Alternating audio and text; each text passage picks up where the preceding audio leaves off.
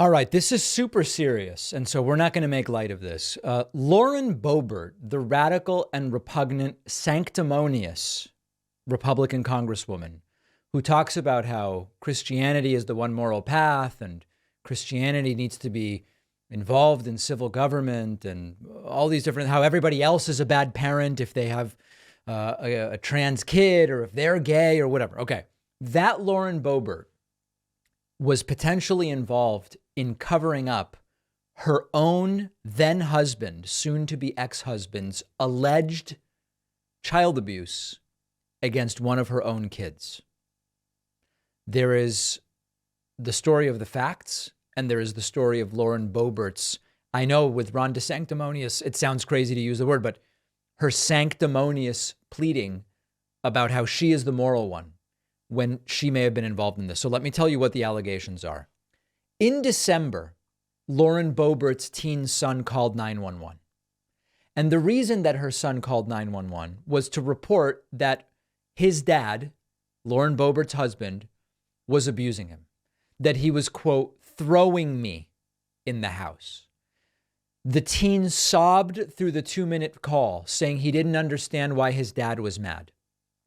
The boy called back soon after, suddenly denying it happened, with Lauren Boebert jumping on the call to say the boy is fine. Okay? So, 2-minute phone call. The teen calls and says, my dad's throwing me around. I don't know why. The call ends. Garfield County Sheriff's Office deputies are going out to Lauren Boebert's house. The teen calls back and says, oh, I take it back. And suddenly Lauren Boebert's on the phone and says, my son doesn't need any help. Jason Boebert denied to the deputies that he got physical with his son. Lauren Boebert put out a statement yesterday saying the safety and well-being of my family are the most important things in the world. We've had tough times and heartache. I've taken action to ensure there are better days ahead, presumably meaning that she is going to be divorcing her husband. An affidavit says that when Jason Boebert was served with the petition for divorce, he became extremely angry. He started yelling and using profanity. And Lauren Boebert denied that that's what happened. When we go back to 2004, we know that Jason Boebert was arrested and pleaded guilty to public indecency and lewd exposure after allegedly exposing his genitals to 2 young women, one of whom was 16 years old, at a bowling alley. Lauren Boebert defends her husband in her book, claiming that he was actually the one who was harassed by a female bartender who said, show me your genitals. So we have a situation here where if it is true, it appears as though Lauren Boebert potentially realizing the very bad situation that it would be for her, for police to show up at her house just a few months ago, potentially to arrest her husband for child abuse that her son called 911 and said was going on. The speculation is she made her son call and retract that allegation that his dad, Boebert's husband, was becoming physically violent. And if that is the case, she would be involved in a cover-up of child abuse. Now, we don't know that that is what took place. We are still learning more about this. But it's not about getting involved in the personal lives of these individuals beyond the fact that they both declare themselves the top and mightiest arbiters of morality and ethics. And they go around telling everybody else what they're doing wrong based on sexual identity or gender or whatever the case may be. And in addition to that, that they stake a claim for their religion, which in this, with Marjorie Taylor Greene and Lauren Boebert and others, it's always Christianity, that Christianity is the moral and ethical law of the land that should be the law of civil government. So they are sanctimonious hypocrites. Now, whatever the truth is about whatever abuse one of Lauren Boebert's sons may have suffered, it's a law enforcement matter. But to the extent that these folks want to make law and tell everybody else what's right and what's wrong, they are horrible, sanctimonious hypocrites. Mike Pence is going to have a CNN town hall, but he's not a candidate for the presidency. So what on earth is going on? Let's see if we can figure it out.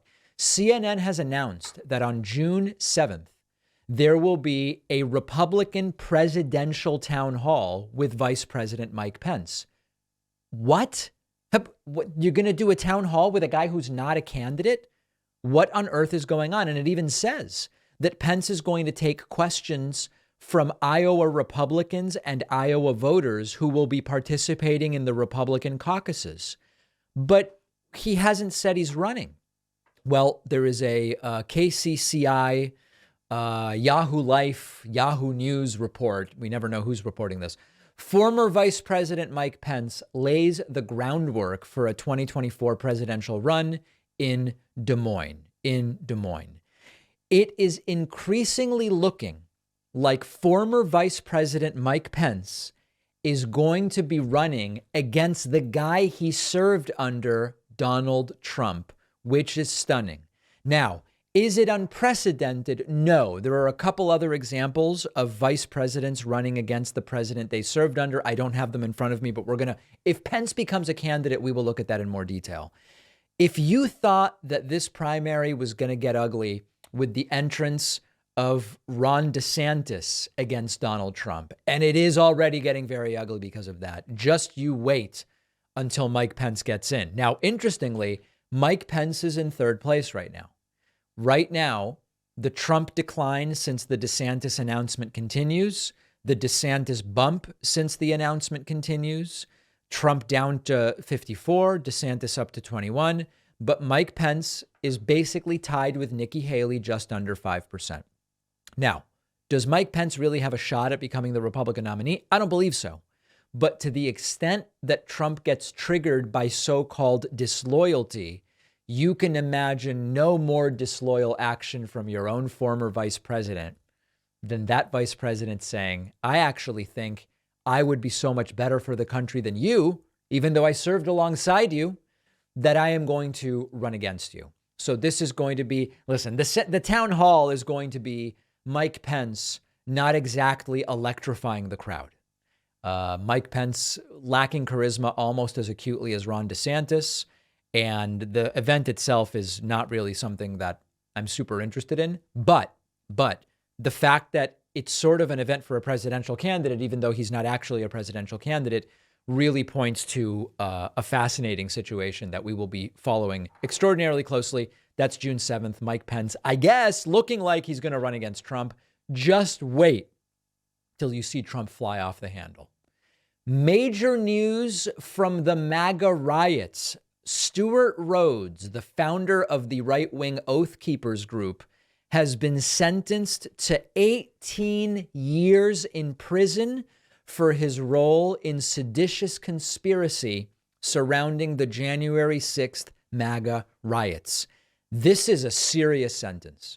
The NBC News report reads, the founder of the far-right Oath Keepers has been sentenced to 18 years in federal prison in connection with the January 6th attack on the Capitol following his conviction on seditious conspiracy. The sentence for Stewart Rhodes is the longest imposed on a January 6th defendant to date. In a politically charged courtroom before sentencing, Rhodes called himself a political prisoner and said when he talked about regime change in a phone call with supporters earlier this week, he meant he hopes that Trump will win in 2024. The judge disagreed and says, you, sir, present an ongoing threat and a peril to this country and to the republic and to the very fabric of this democracy. Wow. So I want to say a couple of things about this. One of the things I don't do, unlike the right, which says lock this person up, lock that person up, throw away the key, death penalty, all these different things. I have not once said, I want them to crush these rioters and throw them in prison for life or whatever. What I have said is we have evidence that crimes were committed, so folks should be charged. And then they should go through the legal process. And if they are convicted, they should be sentenced fairly in according to sentencing guidelines for the crimes for which they are convicted. That's law and order. And all of these right-wingers who want to shout that they are for law and order while they demand Hillary be locked up and they demand that Biden be locked up and Hunter Biden, all this stuff. You're not actually for law and order if you want to deny people due process. And so all along I have said there are very serious allegations surrounding many of these Trump rioters. but I want justice to be done. And that means that I'm not going to go around demanding people be locked up at all or for amounts of time that don't correspond to the crimes they have committed. Here we have a situation where Stewart Rhodes was found guilty of seditious conspiracy. That's a very serious crime. There are those who will say the mere prosecution of these individuals is politically motivated, or all these different. The judges, remember, a lot of these judges are Trump appointees. If you actually can demonstrate that there was wrongdoing or mishandling of these cases, do it. They all get their right to appeal. But we are now seeing that these are serious crimes, which juries of these individuals' peers have decided there is enough evidence to convict. So now Stewart Rhodes is facing, he's been sentenced to 18 years. I always forget whether there are any situations with federal sentences where you get time off for good behavior. Maybe he will serve close to that full 18. Maybe he will not. This is a reminder, hopefully, even though there have not been consequences to the top level insiders like Trump, and we'll see if there are any consequences. This is a reminder that you might want to allow peaceful transitions of power to take place rather than doing what these criminals, and we can say now that they are criminals, have done. All right, so we'll see if there are any longer sentences, but to date, 18 years, the longest coming out of the MAGA riots. Monday, Memorial Day. Folks, we're off on Monday for Memorial Day, but remember, we'll be doing our one-day membership special. Get notified by getting on my newsletter at davidpakman.com. Don't forget that the best way to support the David Pakman Show is by becoming a member, which gives you access to the daily bonus show, the regular show with no commercials.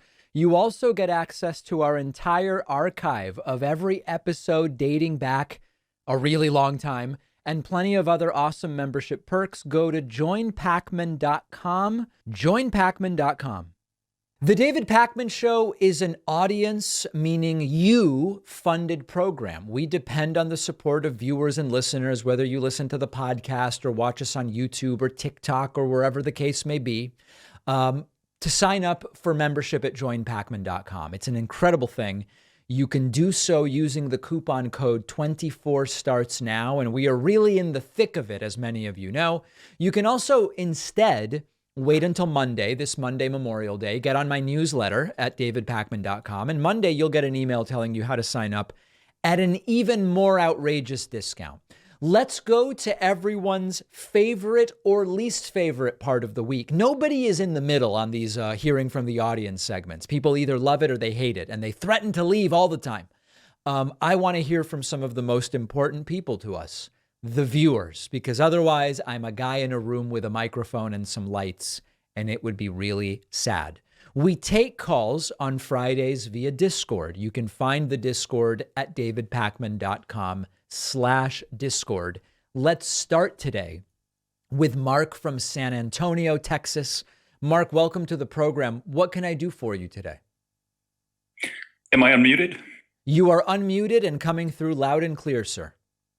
Great. Thanks for taking my call again, David. I don't know if you saw yesterday, but Kari Lake again had her lawsuit tossed out, and I'm just starting to think more and more that unlike Marjorie Taylor Greene and Mike Pillow, I don't think she's a firm believer. I think she's just nothing but a grift, and I wondered your take on it with each subsequent appearance she makes on media. It just seems more and more like she's just a really polished news person that's giving a polished performance, however horrifying that might be. I tend to agree with you. And one of the comments I made earlier this week was, if she had been unable to grift any money with this stuff starting in November, she would have stopped by now. The reason that it continues is people keep donating. And now, even though it's being called the last ditch that was now thrown out, she's now saying she's going to try to get it to the Supreme Court. And she even said, you can still keep donating. Even though I'm not here asking for money, you can keep donating. I believe that with Kari Lake, it is a grift. I don't think she believes any of it for a second. She knows Katie Hobbs won. Maybe she believes some element of how the election was run was unfair. But the idea that she's continuing to fight to be made the governor, it's like, that's not how it works. It's not going to happen. I agree with you that Kari Lake is a grifter. Yeah, it's performance art at this point, and I think if somebody on the left were willing to go that far to create a performance, a character, and then suddenly flip the script and, oh, by the way, I'm progressive, I think the right wing media would absolutely explode. But here they've just platformed her for forever. When I'm sure she's probably somewhere in the middle or moderately conservative, but this is it's just insanity. It's performance. Yeah, I remember. Like, I don't want to misspeak, but didn't she support Obama at one point? Yes. Yeah, that's Kari Lake supported Obama. Yeah, Obama backing Arizona news anchor became a MAGA darling. Yep, well, it is what it is. Listen, how's that San Antonio Riverwalk? I've never been. It used to be just firmly for tourists, and then there was a bunch of money committed to extending the river reach, and there's only like one last section left, but you'll be able to go from the museums all the way to the very tip, very southern tip of it to the final mission, the UNESCO mission heritage sites. So, sure, the Riverwalk downtown is just nothing but restaurants and hotels. But once you get outside of that, you can rent a bike and ride all the way to the Spanish missions, and it's a good time. It's really pretty. I'm gonna have to get down there, Mark. I appreciate the call. All right, thanks, David. All right, there goes Mark from San Antonio, Texas. Why don't we go next to Bentley from Utah? Bentley, welcome to the program. Hello, can you hear me? Yes, I can. All right, perfect. So I've just been looking into some other countries like Denmark lately, and I was wondering if you'd ever consider moving to a country that is more like socially democratic, Listen, I would consider it. The thing for me about, Denmark would be an easy one to go. I speak English and Spanish, and Denmark would be easy because everybody speaks English in Denmark, or most people do. I've been there. It's a fantastic country. The cuisine was great. The people were delightful. Expensive country for sure. In really practical terms, I'm not seriously considering moving, other than I would, and I plan to, especially for my daughter, to get Spanish immersion. I do plan to spend extended periods of time in Argentina, and I've actually done so recently, like with not with big fanfare, but there have been periods where I've produced the show from Argentina. But moving, circumstances would have to be very extenuating for me to move, because the reality is a bunch of my family is in the United States. My job is in the United States. A lot of my friends and, this sort of thing. So Denmark is a place, if I were looking to move, Denmark would be a great place to move to. I'm just not actively looking right now. Yeah, fair enough. Thanks for taking my call. All right. Bentley from Utah. Great to hear from you. Very much appreciate that. Let's go to, is it Phineas? Let's go to Phineas from, is it Kentucky? Something with a K. I'm not sure. Phineas, please unmute yourself so we can hear what your name is and where you're going. Oh, Kansas. Phineas from Kansas. Yes, sorry. Phineas from Kansas. Hi, David. Thanks for having me on. Pleasure. I was calling to ask, in 2010, the Supreme Court overturned Citizens United. And if you look at voter participation before 2010, it actually shows a decrease in voter participation in volume and numbers.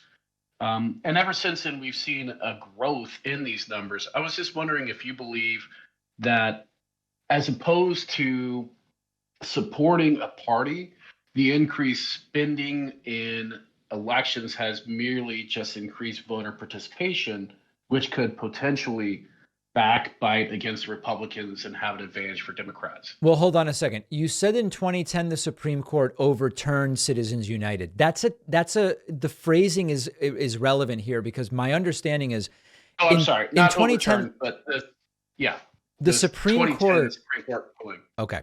In 2010, the Supreme Court reversed an earlier decision by a lower court, which upheld that the First Amendment applies to campaign finance laws and uncapped a lot of different types of spending. We're on the same page on that, right? Yes. Yeah. You're arguing that after that happened, we've actually seen voter participation increase, which isn't good for Republicans. So it sounds like what you're saying is, in some underhanded way, might the Citizens United decision of 2010 actually have been a bad thing for Republicans? Am I understanding correctly? That is correct. I think the difficulty of that argument is that correlation is different than causation. We would have to demonstrate that political turnout increased because of that decision, and I've not seen any evidence that that's the case. Okay. Well, I appreciate your time. Thank you. All right. Phineas from Kansas, a perfectly reasonable question, I must say. Let's go next to Connor from New Jersey. Connor from New Jersey, welcome to the program. What's on your mind? Oh, well, hey, David. I've talked to you a couple times already. Appreciate you having me on the show again. I love it.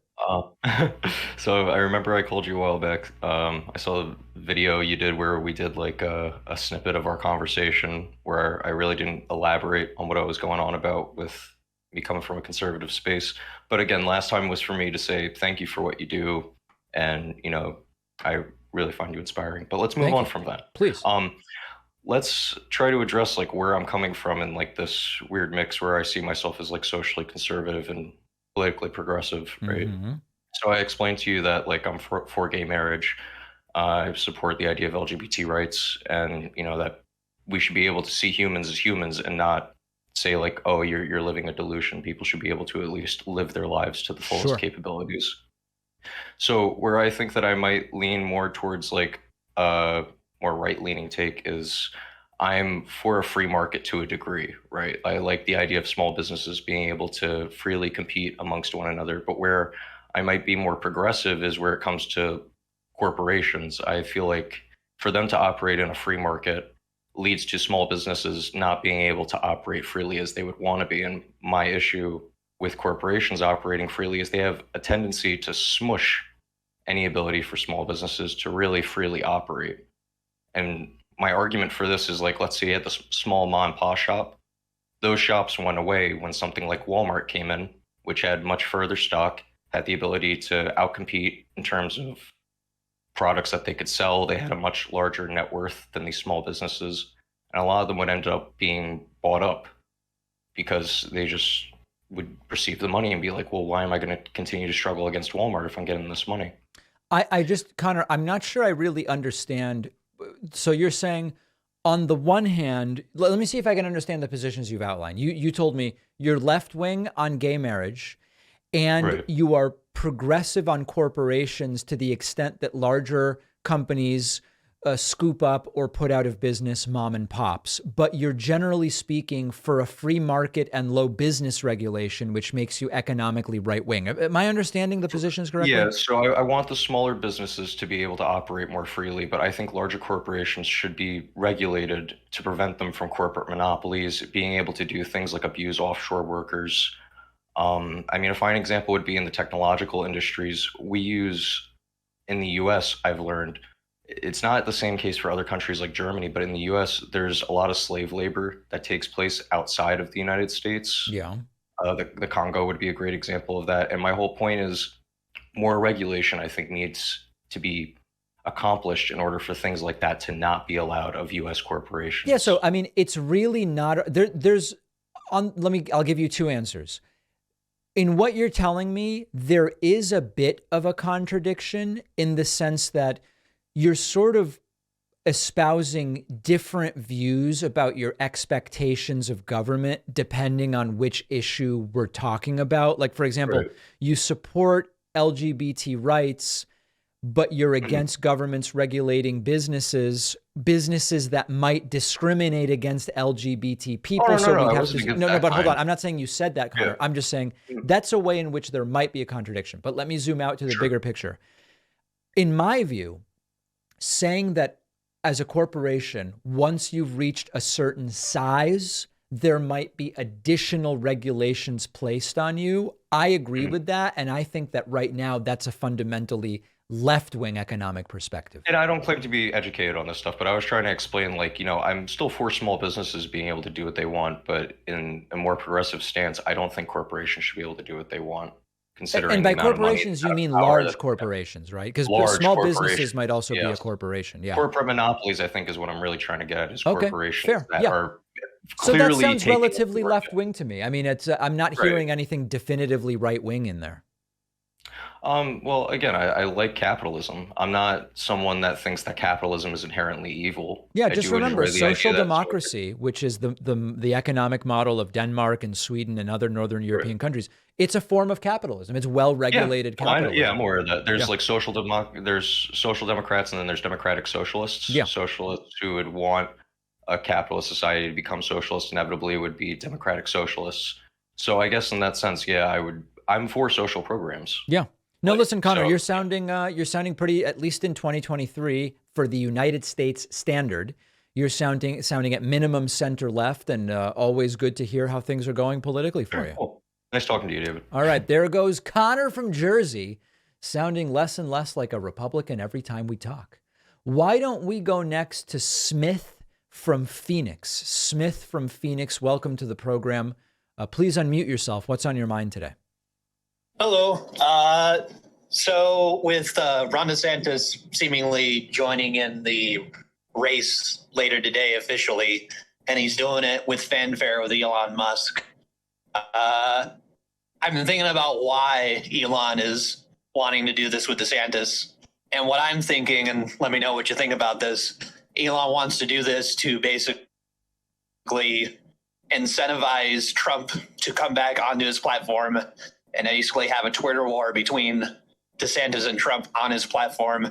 I'm not entirely convinced Elon is doing this to say he's endorsing DeSantis, but to bring him on his platform to essentially coax Trump back on the platform when he hasn't so far, surprisingly. Yeah, I don't think you're wrong about that being a possible motivation for Musk. I think there are others as well, including that he's seeing this as a way to potentially be a bigger player in the presidential campaign. And, there's personal ego reasons and different things. But this is something a couple people actually emailed me about, Smith, which was the idea that if Trump does nothing, as far as Twitter goes, this will make Twitter even more of a pro-DeSantis safe haven. It'll make it overtly one. And Twitter has become very right-wing since Elon Musk took it over. You look at the For You feed and it's just right-wing nonsense. So I think that Elon Musk may indeed be making the calculation you're making, which is maybe this is how you get Trump back on Twitter, and Twitter becomes the platform where this Republican primary plays out, which is just great for Twitter, which quite frankly doesn't seem to be doing that well right now. Yeah, I have to agree with that. To me, Elon is, under the guise of free speech, is really coaxing on Republicans. I'm not sure how that's going to work for him in the long term. But, yeah, I don't either. A lot of these DeSantis people don't like electric vehicles, and they don't like a lot of what Elon Musk is up to, and when you actually think about it. So I don't know. Politics makes strange bedfellows, but let's give it a few weeks and then we'll analyze it. All right, Smith from Phoenix, thank you so much for the call. Appreciate it. Thank you very much. Let's take a very quick break, and then we'll come back and hear from some more folks. So if you're waiting to talk to me, just hang on. If you value what we do at The David Pakman Show, remember to support us on Patreon. Go to patreon.com/David Pakman Show, where you can get access to behind-the-scenes videos, the Daily Bonus Show, the commercial-free Daily Show, as well as special discounts on merch, including hats, hoodies, mugs, and T-shirts. You can support the show for as little as $2 a month. Check it out at patreon.com/David Pakman Show. Let's go back to Discord and hear from a few more people. davidpakman.com/Discord is the place to go. Let's go to Genio from Chester, I guess. It's a very complicated thing, or I don't know which is the name and which is the location. Genio, welcome. Hi, David. How are you? Doing well. Awesome. Great to speak to you again. I just hopped on, so I didn't have a question ready. Oh, boy. What do you think? Are you a fan of Sean King, the activist? No, I'm not. Oh, what are your reasons for that? I don't want to make this a whole thing. That's okay. Listen, I'm trying to figure out how to do this without like saying things that aren't public. My understanding is that there's a sizable grift going on there, and it's never been my sort of activism that I've seen him engage in. And honestly, I didn't think he was active anymore. I haven't heard anyone mention his name for years. I mean, maybe he's still doing stuff, but I thought that he had kind of gone silent some years ago.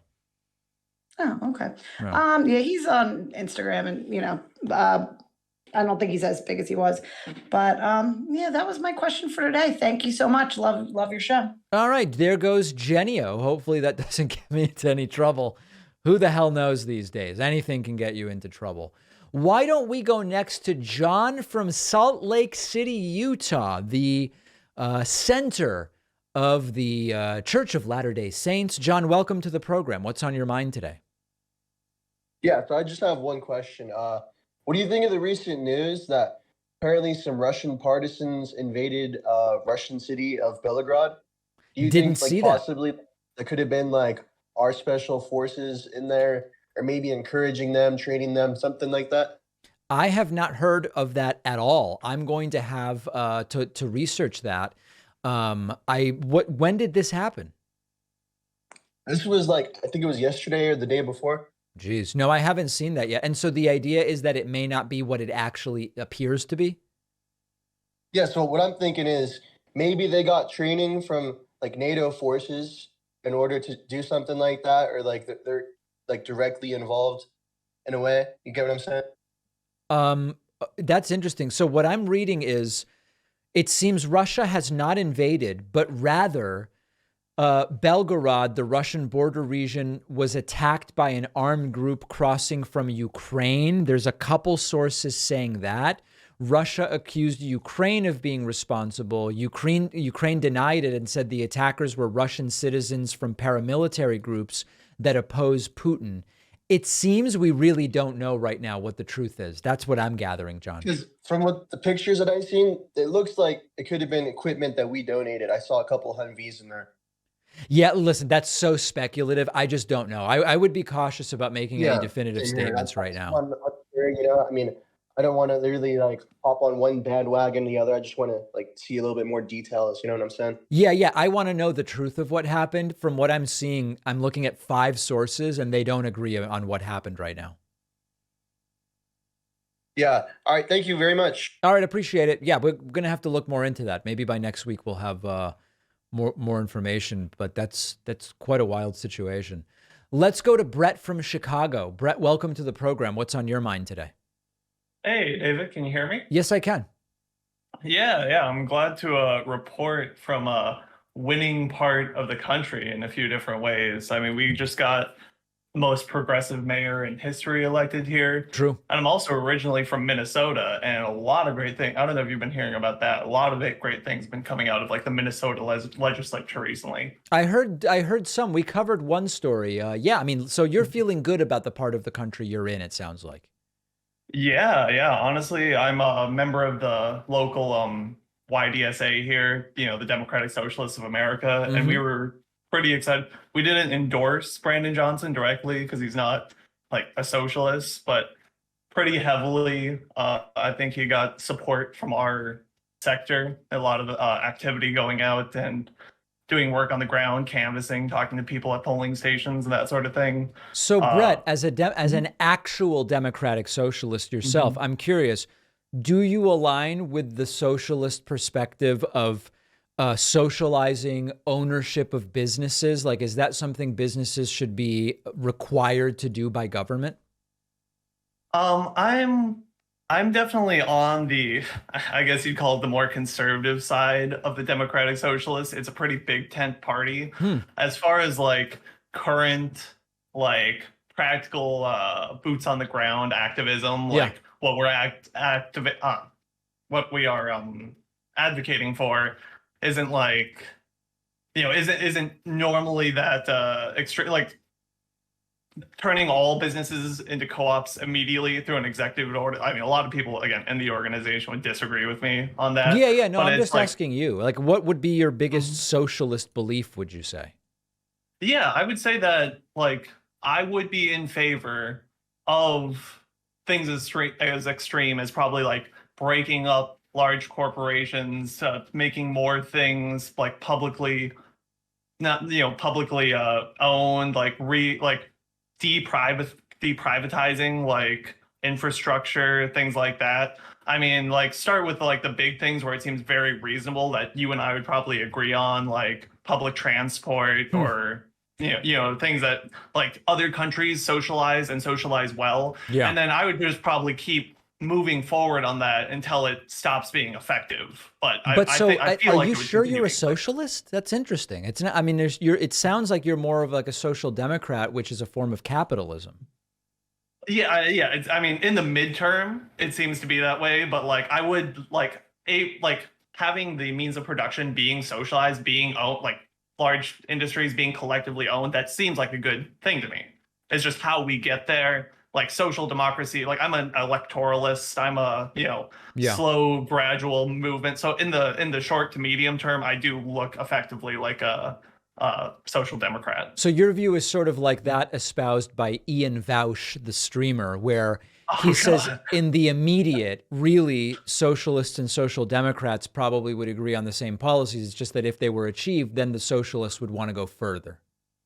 Yeah. Oh gosh, I'm getting outed here for agreeing with VAUSH. So that's gonna be great if this ever winds away, because a lot of people in the DSA are not fans of his. They're anti-VAUSH. That's interesting. Yeah, it's a big anti-VAUSH movement. Probably a big anti-David Pakman movement as well. Oh, obviously. Listen, there's no doubt there's an anti-David Pakman movement among the socialists. That's without a doubt. But fascinating but before you let me go, David, I've got to. I should like represent that I am more left in a way, and actually ask you a somewhat difficult question, or at least it might not be difficult. Okay, please. Because you get a lot of criticism from the left, specifically on your coverage of South America and like Latin American politics. I'm sure you're aware. No, I mean I know years ago something about Bolivia, but I didn't know that was like an ongoing thing. Oh, okay. So maybe you're not. Okay, so there are like a few things. It's not like massive, but like I would wonder if you have any updates on that one story you covered, because you got some heat from that in my circles anyway.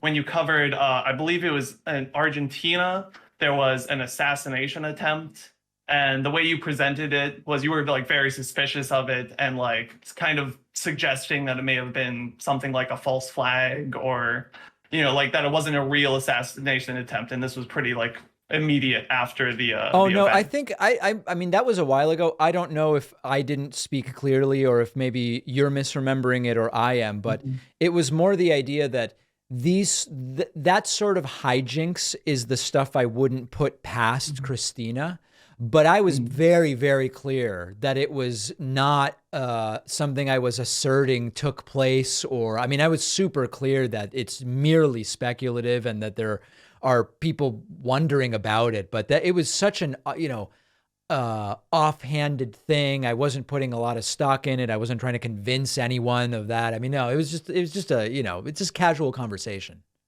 Oh, okay. Fair enough. Yeah. Some people get pretty antsy about like that sort of speculation with, because people are because they're like the slightly more left party in the country, like center left. I mean, listen, I'll be honest. What I can tell you is I think Christina's completely out of her mind. I mean, cuckoo for Cocoa Puffs. I don't know if you've been following her recently, but seems completely disconnected from reality. But that's probably a story for another day.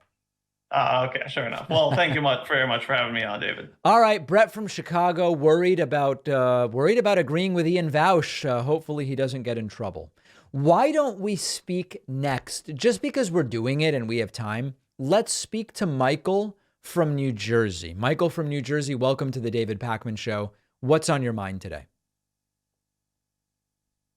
Michael from New Jersey, please accept my invitation to appear on my program. And last chance for Michael from New Jersey. All right, well, that's too bad. Really seemed to want to get on. Why don't we go next to, I hope I'm pronouncing this correctly, is it Saen from Israel? Saen?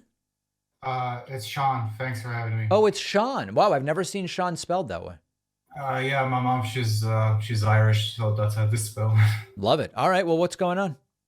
I'm from well, from Israel. It's a touchy subject right now, but So your mom is an Irish Jewish person? no, she's Catholic, but neither my dad or my mom are religious. I mean, I grew up in the kibbutz. Are you familiar with it? Of course, yeah. But so hold on a second. Neither of your parents is Jewish, but you were brought up. No. My dad is Sephardic Jewish. Okay. And my mom, she's a Catholic Irish, but none Got of them it, yeah. are. No, I had never heard of people with no Jewish parents growing up on kibbutzim. But you said your dad is Jewish. Got it.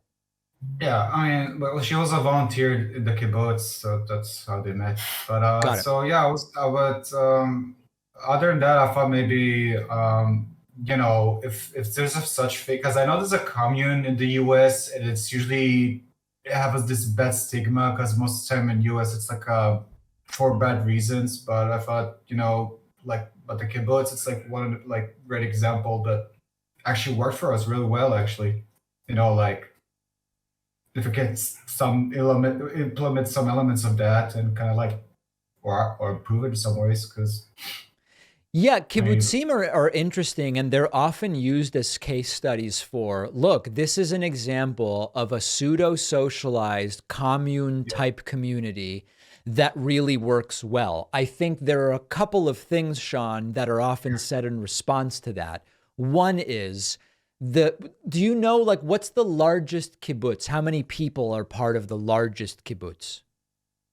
Not much, to be honest. I didn't really follow. I mean, I know my kibbutz doesn't do well these days because they did some bad decisions, they lost parts of their lands or something. But well, I guess what I'm getting at is the two most common rebuttals to the idea of the kibbutz as proof of communal organization is one, kibbutzim are relatively small, often 150 or fewer people.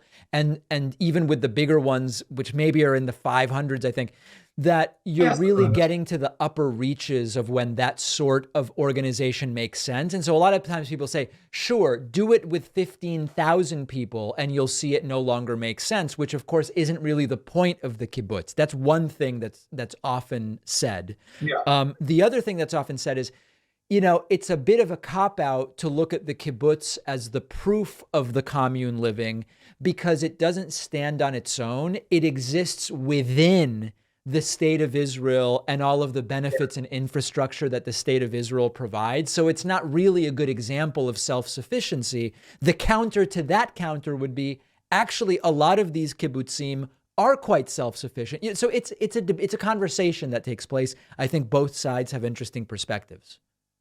I would say do exact same. I mean, kibbutz, it's not like a new thing. It's just a sort of it's like a sort of modern version, I guess, of a commune. It's not new. It's not like a Israeli invention, but I thought I don't know, maybe we could take some elements of it or improve it in some ways. You don't need to. I agree. I mean, listen, there's been a lot written about some of the great things that you see at kibbutzim, including the sort of community child rearing that takes place where people watch out for and help to raise all children in the community.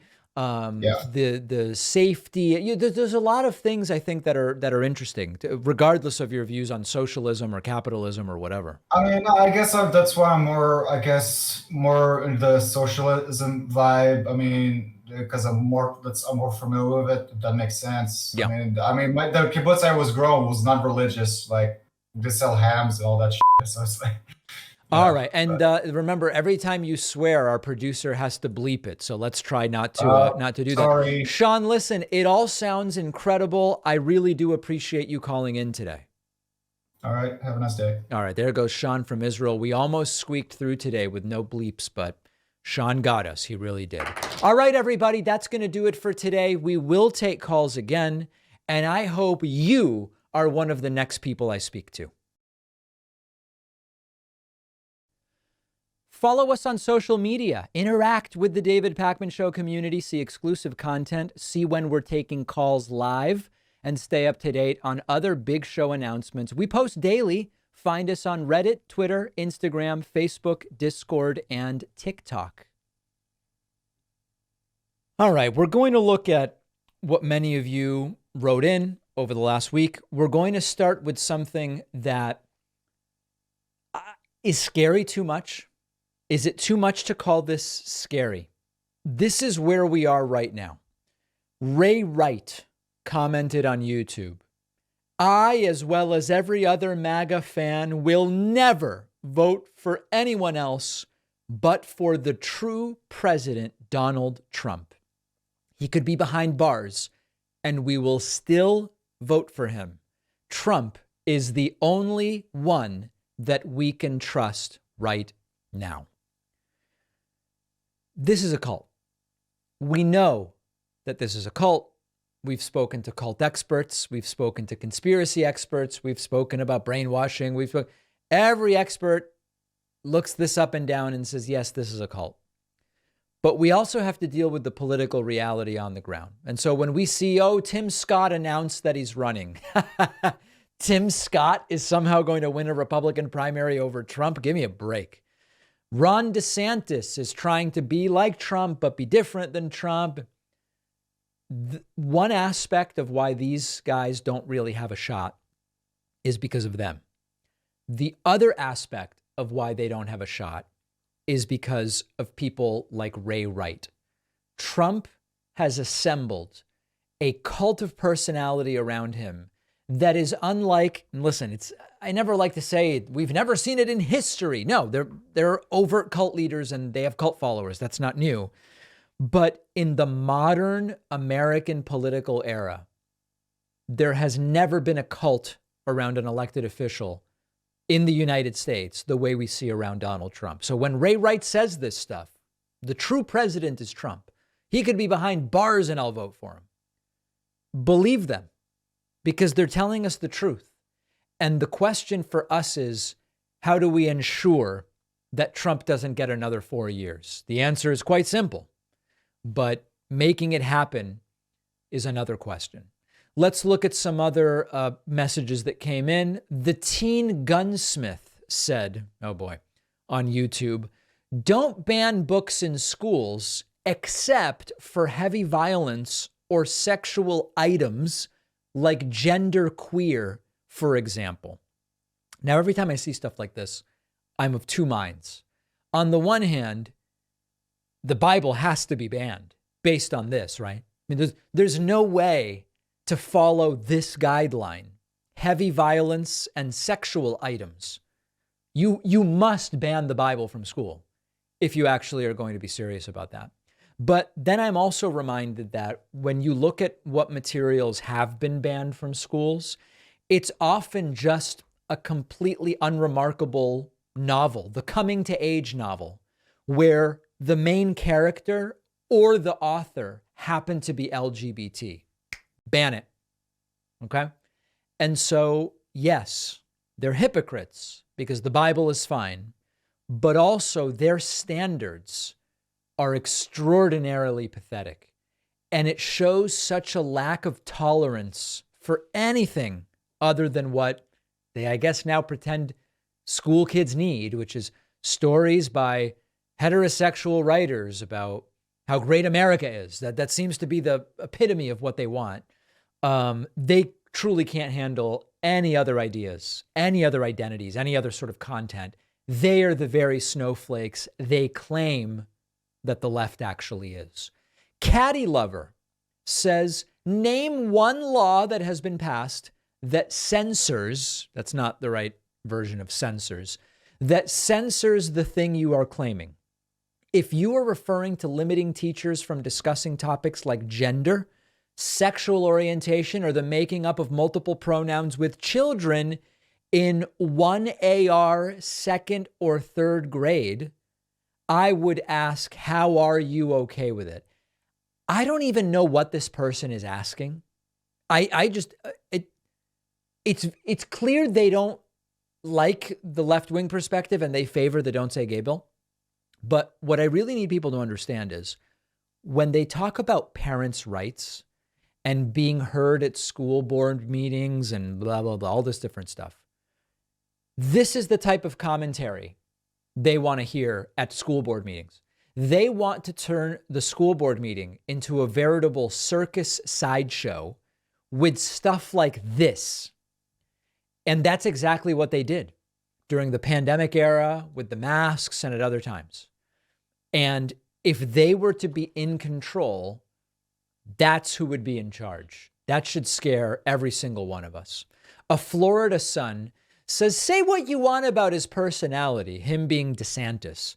Florida has one of the best economies in the US. We're below average for crime, both violent and property crime. He doesn't govern with his personality. He's not out to be a reality TV star. He knows how to get the job done. That is what should be important. A beautiful story, but it is only a story. As I told you before, Florida doesn't have one of the best economies in the US. It's right around 25th. It's average. You take any state in the country, there's a 50-50 shot that it has a better versus worse economy than Florida. Florida's economy is totally middle of the road. Florida's crime rate, totally middle of the road. It's not particularly good. It's not particularly bad. Access to healthcare in Florida, very mediocre. Infrastructure in Florida, similarly, middle of the road.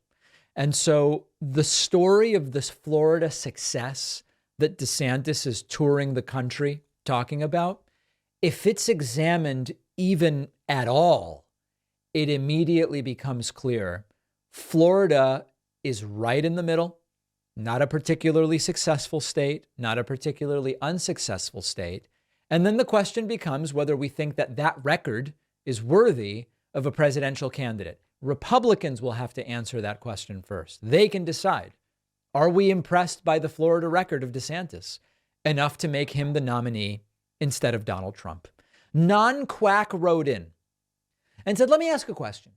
Should business owners be able to choose whether or not they require masks, but not be completely controlled by the state if they don't wish to bake a cake for a gay wedding? Well, it's a beautiful analogy, except that it is completely nonsensical.